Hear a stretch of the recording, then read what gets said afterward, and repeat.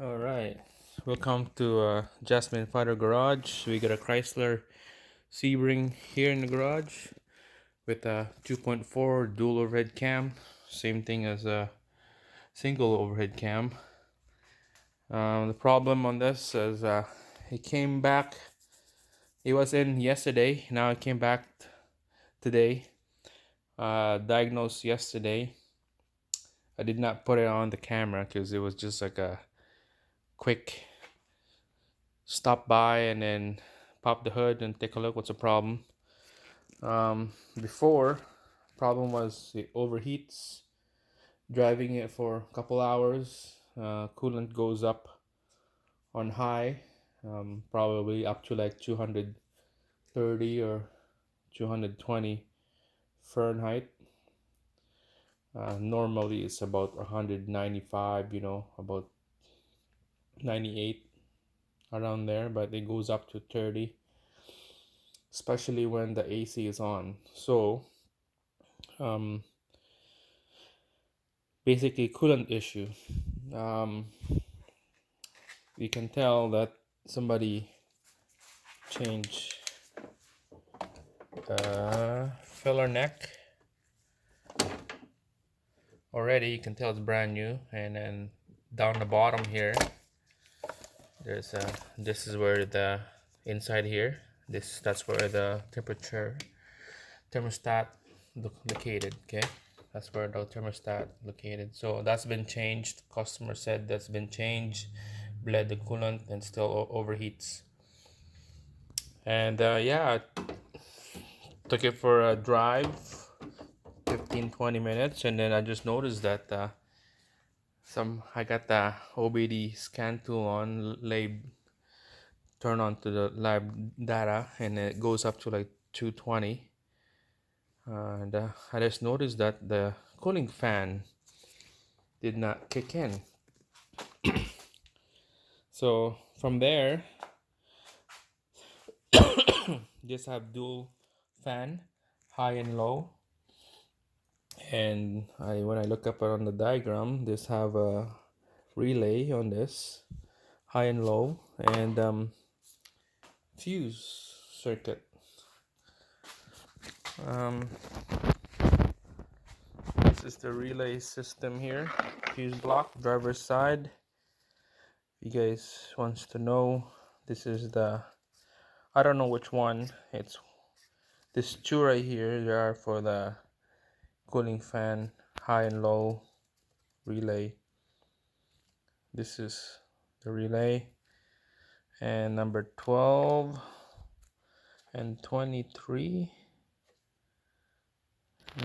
Here's my chart. This is the 12, 13, 14, 15, 16, 17, 18, and 23. Here, this is 23 mini, 20 amp mini. Those are for the cooling fan. I believe this is the control circuit, and this is gonna be the high output circuit. And you can tell it's blowing right there. Zoom in there again. Yeah, it's blowing right there. So this is direct high output from the battery. From the battery go here, and then it will go to the cooling fan. So when I turn on when I took this off, put a new one in, turn it on, kicks in, the fan kicks in. I believe this is the low side dual fan. This is the low um low fan. This is the high output fan. So when it's, if it's just getting too hot, it'll be this one turn on, and then when it's really really hot, dual fan will turn on. So it was turning on the left, spinning, and then I could smell something burning. So I should have put it on the video, but the high output, I could see the smell coming out and the smoke. So I turn it off, and then now when I turn it off, yeah, it starts smoking. So somehow the motor is fried, and it overheats because the fan is not working. That's why it overheats. It's not blowing air at all to cool the rad. Uh, when I check the upper and lower hose, it's freaking hot. So that means thermostat is working. That means that the water pump is working. It circulate, and if we touch the rad, it's kind of warm, uh, and it's not cold. It's warm. So I thought it would be the rad, but good thing I noticed the fan did not turn on, and that's when I lead to that path that it's the cooling fan. It's not cooling the rad. So now, because of that, I'm gonna take out the rad, and yeah, this is the tools that you're gonna need. Push and retainer clips. There's 4 of them. Just take them out. I got all the 3 already, so this is the 4th one. Okay, 2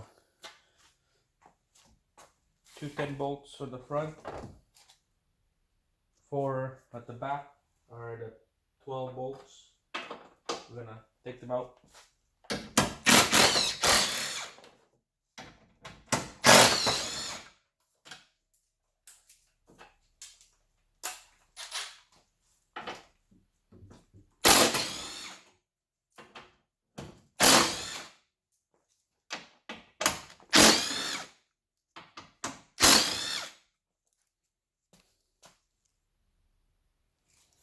So basically you can tell that we're gonna have to take out this upper plate so that we could have access down here underneath the top of the rad, and it's easy for us to work.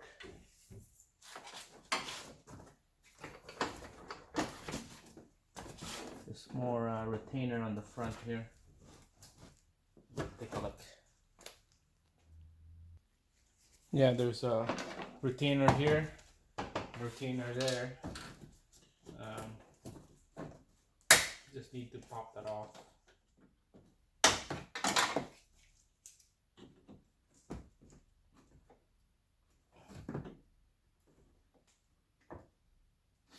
It's better to use this long nose pliers. I like to use the long nose pliers and this retainer clip remover. So just like that, and then the other one is out already. I took it off right there. Alright, so this is ready to come off now. Probably this hinge right here. We're just gonna have to check it out, see how it goes. Yeah, it looks like the hinge is on the way. Might need to take out that hinge. Yeah, the cable is hitting it. Alright. Okay, make sure this thing is out to the air box. So just let this thing loose. It's all good. You don't have to like take out the cable. Just let it loose like that. You don't want to work too much on that area. Just let it sit like that. Now the rad fan and the rad and the condenser are exposed, so this will be the best time to take them out now. And yeah, I'll bring you up close here. Yeah, close up so you can tell that just need to loosen up on the back. Same thing there, and this rad fan will just pop right up. So you can tell the rad fan on the passenger side. There's a bolt right there, and there's another bolt shoot down there, right there. That's the bolt you need to take out. And on the passenger side, the bolt right there, and there's one more down there. That's another bolt you take out. Before that, we need to the best is take out this air box, and there's a connector right there. That's where you get the power. So that's what's going on here. Okay, I got the air box loosened. Don't wanna take it out because I don't wanna disturb too much. I unhook it from the throttle body. Make sure you unplug the air temperature sensor. Took out the 8mm bolts, nuts I mean, and move it up. Unhook this in the box. That's it. So make sure move that away. Move it away so you have room right here, because we're gonna put a wrench and socket on this side so it'll fit. Same thing on the other side. It's 10mm. Top. I don't know if you can see it here. Hold on. Okay, yeah, this is on the driver's side. Just let you guys know. Top bolts is pretty easy. This is the rad fan assembly. This is the rad right here. Top bolt is easy. The bottom bolt is way down there. Just have to put the wrench, no, sorry, socket in there. It's hard to do it with one hand, but you get a picture. It's gonna take that out and then move on to the next step. Alright, before I move on, taking out the bottom bolt. See how my setup, you need like that extension. What is that, 4-inch extension on 10mm socket, and you have lots of room to ratchet this thing down. So that's how my setup here.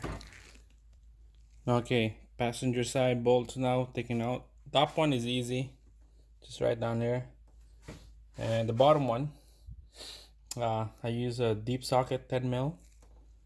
And the trick on this, you could get like extension, but about what, 3-inch extension, so that it will be way back here, the ratchet. But I can't find mine, so I'm gonna use a deep socket only. And make sure the lower rad hose push forward while you're ratcheting this out so that it won't hit. Okay, make sure push it forward and then keep wrenching. So I'm gonna do that. It's hard to do it with one hand, so I'll have to show you guys later. Okay, still taking out the lower bolts. It's loose now. Now it's better to use my hand to spin it using this deep socket. It's hard to see, I don't know,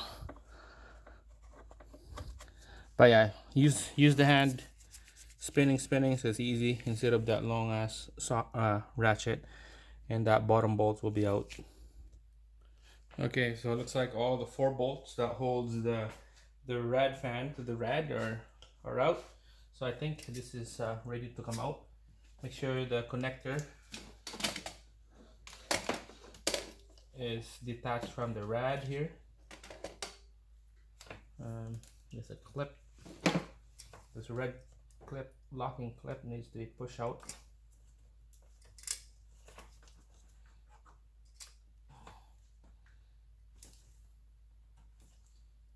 If I know how to do it, it should be easy. Okay, hold on. Well, like about 2 minutes later, got it out. There's a little lock in right here inside. You make sure to push it that way. There's a little pin. Push it that way to unlock, and then you push this whole orange part out, so it would unlock itself, and then push the tabs, come out. It's just a locking device right here, that orange part. Put that away. Okay, looks like it's free now. nothing that hits right here. Make sure there's a AC line, pressure, and return. No, not the AC line. This is a coolant for the rad. No, coolant for the transmission. Right here, make sure it's away. Nothing here. So I think this is about to ready to come out. Let's try.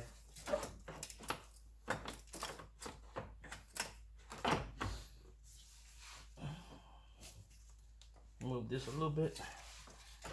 It's kind of tough on this side right here because the upper rad hose is hitting the edge of this rad fan. So we're gonna have to move it that way a little bit. Let's see here. Okay, I'm gonna try to move this transmission cooler line out a little bit.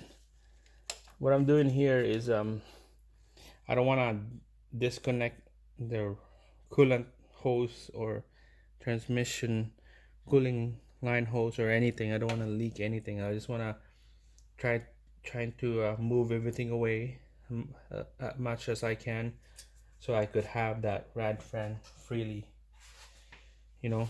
So in this case, I'm gonna try to move this cooling line for the transmission. Just bend it a little bit, it's not gonna hurt. Trying to like move in an angle the rad that way so that the tabs on the rad, sorry I keep saying rad, the fan, the tabs, it's not gonna hit the upper rad hose.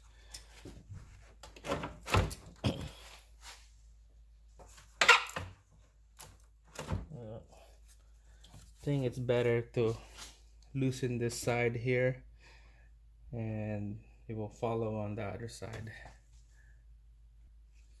Okay, I'm gonna bend this out a little bit more so I could have lots of room. Work on this side first in an angle.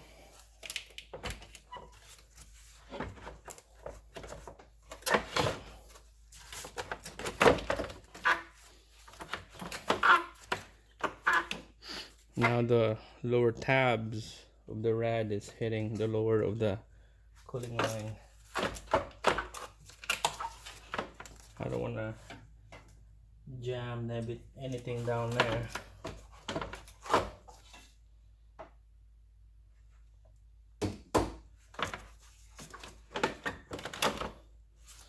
Be careful. Okay, I'm gonna have to push that cooler line more out.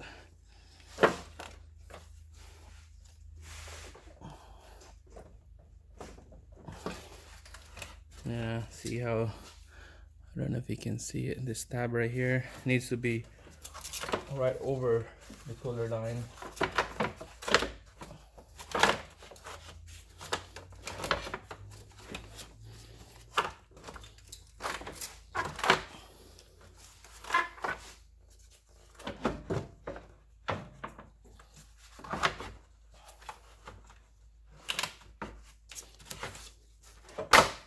There you go. That noise was just this plastic hitting the rad on a corner here, so no worries. There you go, it's in leaning on the side. It's almost coming out now. Make sure, be careful, do not damage the fins of the rad. And there we go.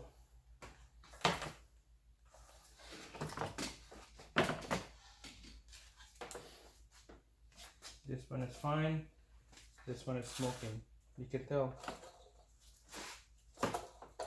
You can tell that just a bad bearing. Smell burnt. It's supposed to be like that. See how it's freely like that? Stop like that. So we're gonna replace this whole thing. I know for some places they would just replace this because this is what's faulty, but some places they would have to replace the whole thing because you have to get the whole thing to buy a new one. You can't just buy this. Like I believe you can buy a motor but and replace the motor on this, but I'm not doing that. I'm gonna replace the whole thing. Probably sooner or later this will go go out as well, you know, gonna burnt as well. So just replace the whole thing brand new and be done with it. And customer is happy, I'm happy, the vehicle is ready to go, it won't come back. So we're gonna wait for the part the next day. Probably gonna be a part 2 video on this, and the part 2 will be the installation.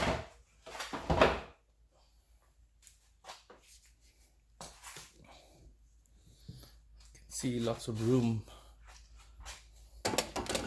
down there. See, other than that, you don't have to take out the rad upper and lower rad hose right there. It's all on the passenger side, back door, inlet, outlet.